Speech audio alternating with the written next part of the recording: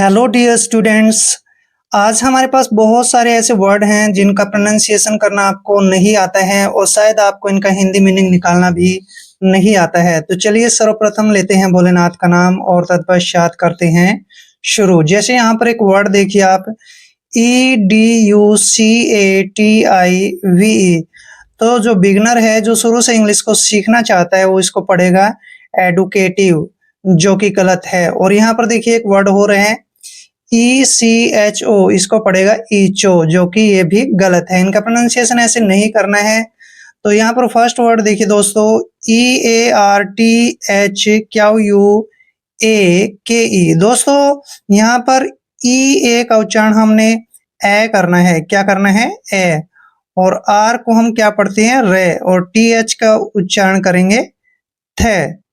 तो आर को हम यहाँ रे लिखेंगे। अर्थ, क्या पढ़ेंगे इसको? अर्थ। और देखिए क्याऊ, क्याऊ का उच्चारण हमने यहाँ आधा कै करना है। और क्याऊ के बाद जब भी यू और ए आता है, क्याऊ के बाद जब भी यू आता है तो यू का उच्चारण वह करते हैं। और ए को हमने ए की मात्रा पढ़ना है, के ई का उच्चारण कै करते हैं। अर्थक्वेक। दोस्तों अर्थक्वेक का मतलब होता है भूकंप। अर्थक्वेक मीन्स भूकंप, यानी कि धरती में होने वाला कंपन। ठीक है, उसको हम इंग्लिश में अर्थक्वेक बोलते हैं। नेक्स्ट वर्ड देखिए, EDUCATIV। दोस्तों ई का उच्चारण हमने यहाँ पर ए करना है। और जब बी के बाद डी आता है और बाद में यू आता है, तो यहाँ पर डी का उच्चारण हमने जय करना है। ये ध्यान रखना है। ई के बाद जब भी डी और यू इकट्ठा आता है तो आपने डी का उच्चारण जय करना है और यू को ऊ की मात्रा पढ़ते हैं। सी का उच्चारण हमने कै करना है और ए को ए की मात्रा पढ़ते हैं। टी को टे पढ़ना है, आई को ई की मात्रा पढ़ते हैं। वी का उच्चारण यहाँ पर वह करते हैं।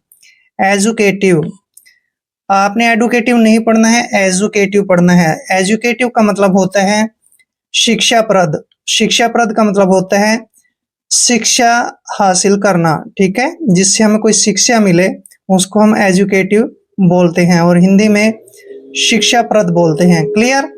नेक्स्ट वर्ड देखिए, EARMARK। दोस्तों EAR का उच्चारण हमने ईयर करना है। क्या करना है? ईयर। और MARK को मार्क पढ़ते हैं। Year mark. ईयर मार्क का मतलब होता है दोस्तों दागना। और दागना को हम बोलते हैं, कई बार कहते हैं कि इस पर वही निशान लगा दो। ठीक है ना, जैसे कान पर निशान लगाना, उसको भी ईयर मार्क बोलते हैं।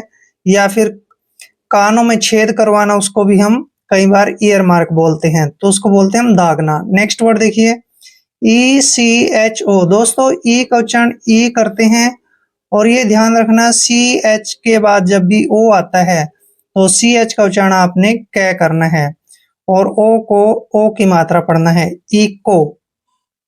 इको मीन्स होता है दोस्तों गूंज, आवाज की गूंज, उसको बोलते हैं हम इको। क्लियर? नेक्स्ट वर्ड देखिए, मोस्ट इंपोर्टेंट वर्ड है FEASIBLE।